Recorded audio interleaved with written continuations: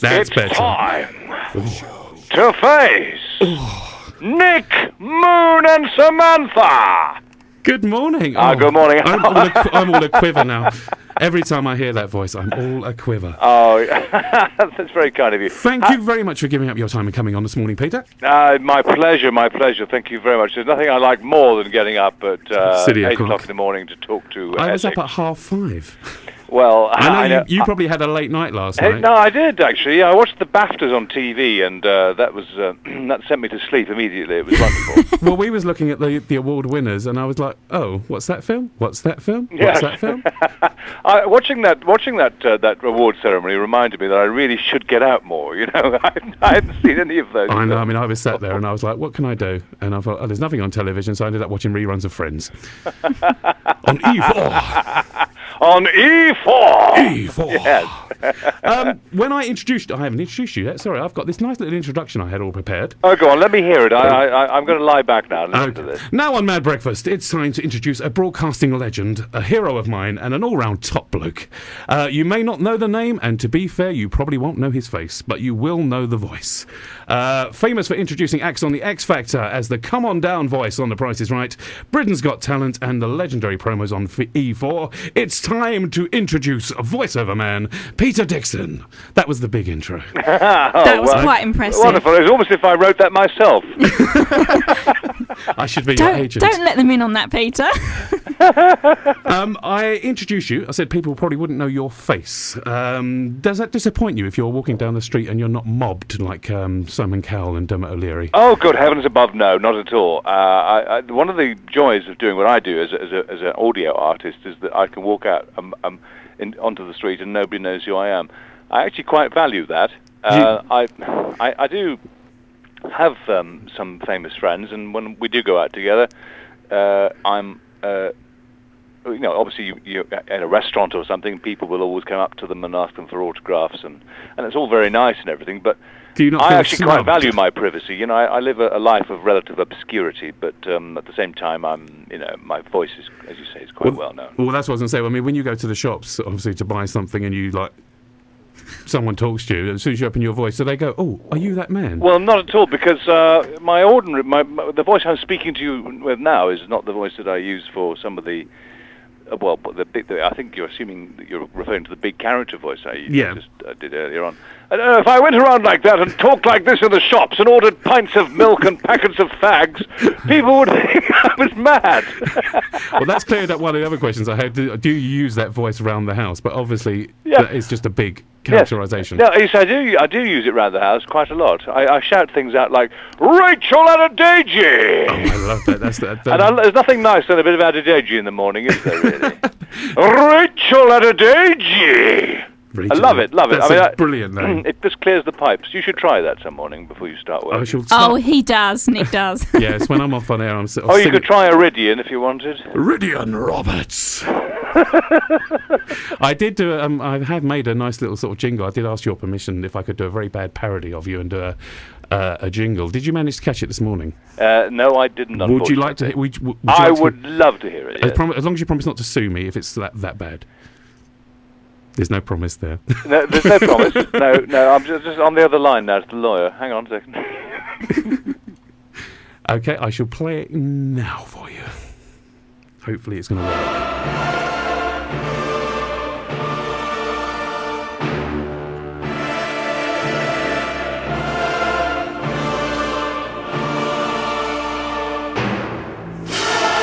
Live from Burnham, it's E4 Shouty Man's lesser-known twin brother.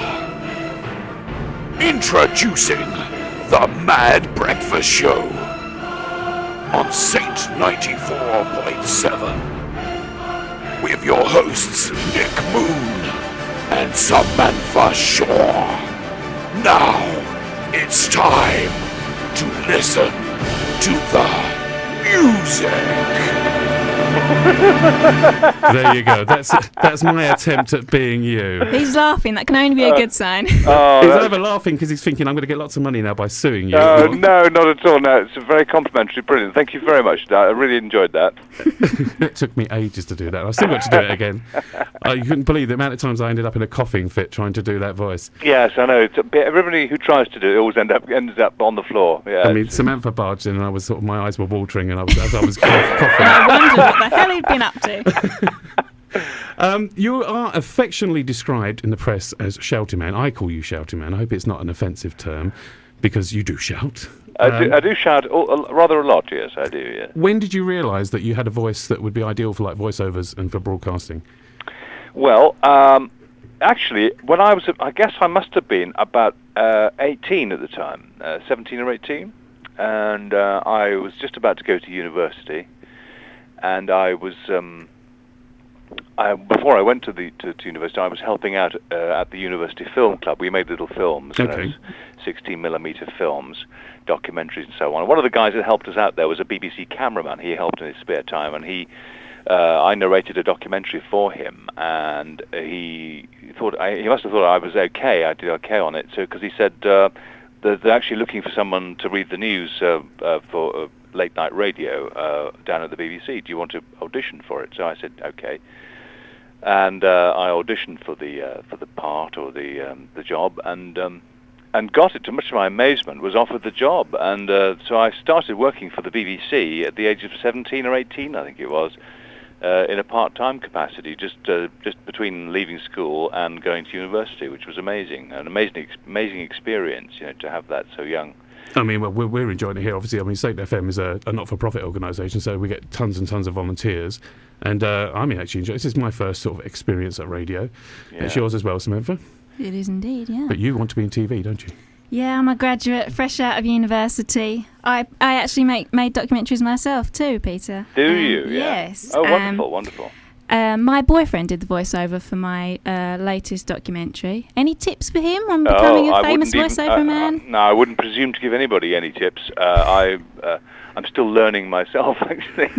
So, I don't mean that in any sort of pretentious way, but I do actually still consider myself to be, learning the job, because every day I learn something new about what I can do or what I should be doing. So when did the big voice come? When? Well, that big shouty voice. That started. I guess the very first outing for him was on Steve Wright's show when Steve moved from afternoons to breakfast, which would have been in the early 90s.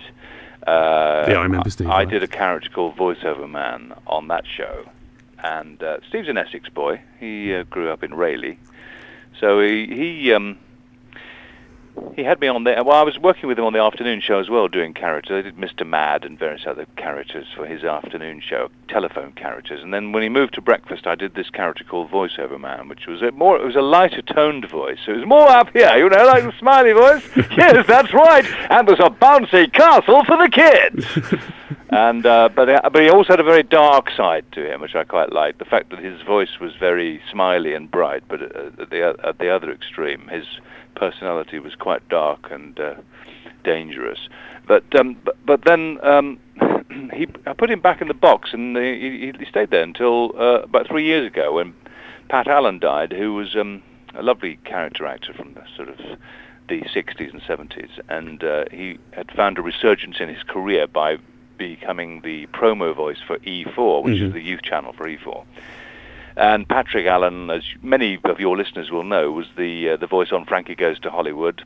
Yeah, I remember Frankie Goes to Tribes. Hollywood. He was the voice of... In fact, if there had been a nuclear war, if Russia had issued that strike against us back in the 80s, 70s and 80s, Pat's voice would have been the last voice you probably would have heard on the radio. Because, it's quite a chilling fact that the BBC had in its vault in Broadcasting House in London a reel of quarter-inch tape, which the duty manager of the day would have been instructed by Her Majesty's government to put on across all networks, which instructed people to get under their kitchen tables and to pull their curtains and dive under the table. And yeah, exactly. I mean, not that would have done any good. No, but for about 5 seconds. But Patrick's voice, it was a very chilling, authoritarian, commanding voice that he had, and Sadly, Patrick died 3 years ago, and I was very sad when that happened, and because I'd known him and worked with him as well, and on various things, and E4 then went on to try and find somebody else to fill his shoes, which wasn't easy, and the creative director at E4 had been a big fan of Reeves and Mortimer, and I'd done a show with them, and with Patrick, incidentally, and they thought my voice might fit the bill. So they asked me in anyway. To cut a long story short, they asked me in to audition, and I got the job, and I was so delighted and pleased to have taken over from Patrick, and I hope I've been able to put my own kind of stamp on it. Well, I think from the very first time anyone heard that voice on E4, that was it. I mean, instant fame eschewed for you. Oh, that's very, very sweet of you to say that. And then also around about the same time, actually about 6 years ago, I think it was. It was slightly before E4. I was doing the X Factor in that kind of big voice as well. So the X Factor came first, and then the X Factor was there first, and then E4 came afterwards. It's amazing how much that voice resonates with the British public. I don't know why. It's a funny thing, isn't it? It's just very loved and very. I can't quite describe what it is about it. It's just one of those things that resonates. Loved is good enough. Yeah. So X Factor, Britain's Got Talent, E4, to name but a few of those shows. Yeah. Which one do you get most pleasure from recording? All of them, actually. They're all different. And I mean, that's not the only voice I do. I do loads of other things. I do Xbox and PlayStation games where I play Russian military officers. I play Fable, isn't it? Yeah, Fable. Yes. I play zombies and all kinds of princes, and then I play World War II pilots and generals, and I do a lot of documentaries as well. I didn't actually realise about the Fable thing until I read it on your website, and I went back and played it, and it's like, yes, it is. You can hear it then, can't you? Yeah. My partner spends hours playing that game. Yeah, I've never played it.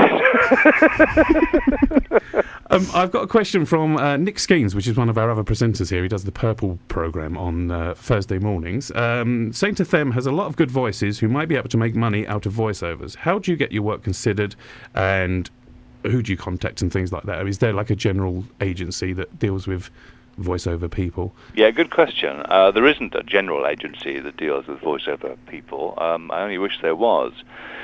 But there is the sort of well-tried and tested route is to, first of all, is to create a demo CD. So that's your voice, and not you doing impressions of other voices. It's your voice that people would be interested in. So just speaking normally. And actually, Nick, the other thing to remember is that if you're using your voice to make money and you're going to sort of communicate ideas to people, it's important to remember that it's not. You should never think of your voice as not being beautiful. Everyone's voice is beautiful and unique in its own way. And everybody has within them the potential to be to communicate with their voice, to be a voice artist. And so some people dismiss themselves as being, I couldn't do that because my voice isn't beautiful enough, which is absolute rubbish. The most important thing to remember is that it's how you use your voice that's the important thing. So it's all to do with flow and emphasis and cadence and rhythm and intonation, rather than the fact that maybe you might talk with a voice like that. Because even if you talk with a voice like that, you can probably still get work. For the Mr. Muscle advert. But you wouldn't get very much work. But Mr. Muscle would be great for that voice. But what I'm saying is, is that you don't have to have the voice beautiful. But so the thing is to do a CD, to do a demo CD of your voice, and really your voice, and make it no more than literally 60 seconds to 1.5 minutes long, and send it around to the agents that you would want to represent you, and you can find them on the internet. Excellent. And they always listen to them, and they'll give you some feedback. Excellent. Great advice. Thanks for that. That's answered Nick's question. You you've hit the big time when you appear on Harry Hill's TV Burp, and I know you appeared on his TV Burp recently, didn't you, Peter? Many times, yeah. I've been on Harry Hill's TV Burp about last 2 series. I think we're currently doing a thing called the K Factor on there, which is a ridiculous pastiche of the X Factor, where Harry is looking for knitted characters to come on yes, the show. the knitted character. Yes, Yeah. he appears everywhere. Yeah. But apparently you pronounced Cheryl Cole wrongly, I did, yes. and he put it on the big screen. I did, I know. How embarrassing is that? Poor woman, as if she needs any more. Oh, I know. Bless her. I mean, have you? Oh, the other thing. Have you seen the Facebook group, Sausage Roll or Cheryl Cole? No, I haven't. Thankfully. There's a Facebook group saying, "Can this sausage roll get more fans than Cheryl Cole?" And they're not. The sausage roll's got over 1 million fans at the moment, so he's not doing too bad. Your podcast on Kaboosh.net. Yes. It's a lifestyle portal from the National Union of Students. Yes, it is indeed. Yes. It's a very good website. I've listened to both of your podcasts on there. You interviewed Lord Dermot O'Leary and the excellent JLS. Who would be your ideal guest to interview, past or present, and what would you ask them? Oh, well, I still want to get Simon on there. Mr. Cowell? Yeah, he'd be great to have on there. I'd love to have half an hour of his time to talk to him about it. But it's so hard to pin him down because he's just so madly busy at the moment because he's currently trying to get the X Factor launched in America, and you can imagine how much work is involved in that. And he's got just so much going on business-wise that just to get half an hour, even to get 5 minutes with him, is impossible almost. So it's I still like to get him on there. I would try Barbados. That's probably a safe bet. I should probably. I'll probably have to. Yeah. That actually leads on to another question we had for you. Simon's off to the States to do the X Factor. Are you going to go with him and doing your redoing your famous phrase? Well, that is still yet to be decided, Nick. And we're still looking at the possibility of doing that, but it's a question of whether or not I wouldn't want to sort of go decamp over there. So we'd have to do it from here. And there's ways of doing that on ISDN lines. Yeah, over the technology internet. is brilliant now. So. But that's not a problem. The problem may be that with the time difference, the yes, 8 hour, you'd have to do it like sort of. Well, a lot of it. Silly times in the morning. I mean, it could be pre-recorded, but if there's a change or anything, and I'm, yeah, someone drops out or something like that. Out and I'm in bed, or what do you do? I can't imagine some American voice doing it though. That's the thing. It wouldn't be the same. If it's like X Factor with Simon Cowell, and then someone goes, "It's the X Factor." I know. It's not good. Excuse me. Sorry. The other day I downloaded your app, Peter. Yeah. Peter Dickson's Pocket Announcer. Now, I must say it's quite addictive. Thank you very much, Samantha. This is my new big project. I'm so pleased you mentioned it because I'm very proud of it, actually. It's done really well. I had so many people had been asking me over the last year or two to record their voicemail message and to put something on their phone. I'm very happy to do that, by the way. If anybody sees me, I love doing that. But I can't do everybody, obviously. So I thought, well, I'll do an iPhone app that will do just that. So I've got this app that's just been released, and hey, within 24 hours, it was #1 in the entertainment chart of the Apple Store, and it's number 5 or 6 globally at the moment on the App Store, which is fantastic. It's not bad considering it's a week. Just a few days, not even a week. Oh, not even a week. It was released on Thursday of last week. So, I mean, to get that far in that short space of time is unbelievable. Samantha has been playing with it all morning. I must admit, because we have been sitting yes, I've been playing with mine all morning as well. And the iPhone app's not bad either. I've been having fun with the sentence maker. Oh, yes. You can create an infinite number of sentences. Yeah, you can indeed. I've tried. Are we allowed to play one? You can play them, yes. I've said to people... Have you not got it set up, Samantha? No, I've not got it set up. Have you got any set up yet, darling? It's in her handbag. Oh, dear. Dance around your handbag. So we'll be about 6 hours while she dives into her handbag to find things. Well, next question. Right, I'll give you a next question and we'll come back to that one. Where am I? Oh, my next question was about the app. So yeah, I was just going to say, if you do want to try it out, go to the App Store, look for Peter Dickson's Pocket Announcer, and you won't regret it. It's I think it's £1 or something. It's well worth it. It's fantastic. It's a huge thing. This is Nick, Samantha, and me, Peter Dickson, on your radio. Check it out.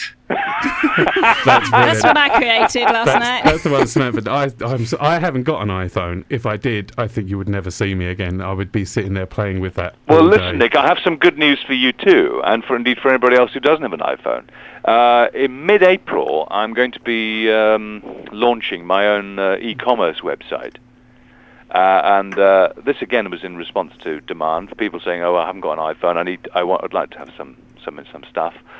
So you'll be able to go on there and download your favourite voicemail ringtone and text alert messages, and also to order up bespoke stuff. So if you want me to say something for you specifically, whether it be for a wedding or whatever, you can just go on there and order it and type out your own message and send it to me, and I'll send it back to you. Excellent. I think I'll just go and people will be looking forward to that. I think I'll just go and buy an iPhone though, because Samantha's going to lose it after the show, because I'm going to be sitting playing with it for about an hour. It is. I mean, it obviously took a lot of time to actually sit and record, because there's a lot of words on there. Thousands and thousands of words and phrases. Yeah, it took forever to do. God, it was a labour of love, but it was worth it. Yeah. One of the other things I noticed, I was looking at your biog on your website. You've got a degree in psychology. Yes, I do. Yes, but don't ask me anything about it, because I've forgotten it all now. I was just about to say about how did you go from psychology to either radio or broadcasting? Well, in those days, I mean, I'm going back a bit now. This was, I guess, the late 70s. I don't think there was such a thing as a media course in the 70s. There may have been. I think there were film courses, but I don't recall seeing anything to do with media, which I'd love to have done. But actually, Nick, I don't think it really matters what you do at university. It's not even vital. It's not even vital that you go to it. I mean, I think far too many people go to university nowadays that shouldn't really be there. Samantha, you've wasted the last 3 years. Oh, thanks. I just don't think it's right for everyone, I mean, it's the same. I think when you leave with A levels and you still can't get a job, if there's no jobs out there, it doesn't guarantee anything, does it? Well, even if you leave university with a first class honours degree, there's no guarantee of a job either. It's not the be all and end all route. No, I haven't managed to find a job, so I'm on Saint FM, filling my time up. Yeah, well, I'm glad you're doing something there. Yes. So you're developing your career in a very good and positive way. Good. We're going to finish things off with a quickfire round. You did this on Thursday with Rich and Gemma on the. Yes, it's time for the quickfire round. Hopefully, I picked out different ones. So here we go. We'll start the quickfire round now. Marmite, love or hate it? Love it. X Factor or Britain's Got Talent? X Factor. Ant or Deck? Ant. Chips or roast potatoes? Chips. Jaffa Cakes or Jammy Dodgers? Jaffa Cakes. Money or happiness? Happiness. Beer or wine? Wine. Cheryl Cole or Danny Minogue? Danny. EastEnders or Corrie? Neither. Good call. The cup, half empty or half full? Half full. Sports car or people carrier? Sports car. McDonald's or Burger King? Neither. Channel 4 or E4? E4. Oh, excellent. That's the quickfire round. Just one more thing. I did email you this, but could you please say you're listening to the Mad Breakfast Show with Nick and Samantha on Saint 94.7 FM for us? You're listening to the Mad Breakfast Show with Nick and Samantha on 94.7 FM. Excellent. Thank you very much, Peter, for giving up your time. Oh, it's been delightful. Wet and miserable Monday What morning. a ghastly morning. Sorry to all your listeners who are trying to battle through the snow this morning. It's horrible. Have you got snow? We've got rain snow at the moment here in Burnham. No, we've got snow here in lovely sunny Buckinghamshire, yes. Perhaps the snow won't be heading this way. You can Live weather report from Buckinghamshire there. Yes. You can check out Peter's podcast on kaboosh.net. When is the next one up on, Peter? Because we had JLS last week, wasn't it? The next one will be, in fact, I'm doing this to be Jason Derulo. Ooh, what you say? We like Jason Derulo here. Once again, thank you very much, Peter. Enjoy the rest of your day. Thank you so much, guys. Cheers. Thanks for coming on. Bye-bye. Bye. Bye-bye.